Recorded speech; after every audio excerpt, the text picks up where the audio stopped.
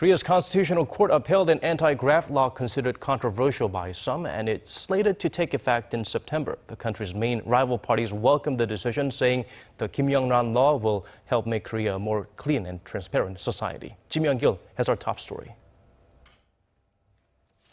The Constitutional Court has issued its ruling on the so-called Myung-kil law, named after the person who proposed it, saying it does not violate the Constitution.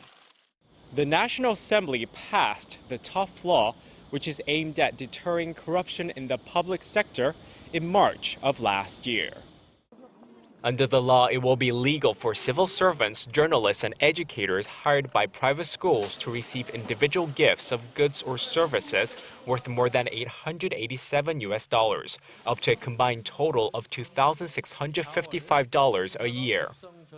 The law also makes it illegal to accept meals exceeding $27, presents in excess of $44, or receiving more than $89 in money for a wedding or funeral.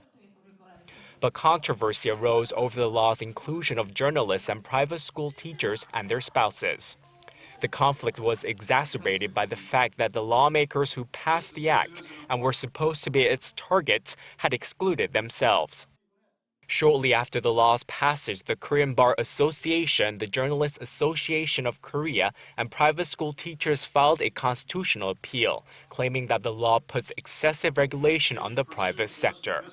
The court's ruling said, however, the press and private schools would not be able to prevent corruption without being subject to the law. The two main rival parties welcomed the ruling. The Saenuri Party respects the court's decision. We will make efforts with the opposition bloc to enhance the transparency of the public sector through the Myung-kil Act.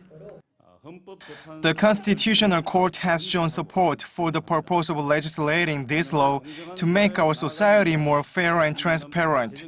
The ruling has also finally put an end to the ongoing controversies surrounding it. The minor opposition People's Party and the Justice Party echoed the view.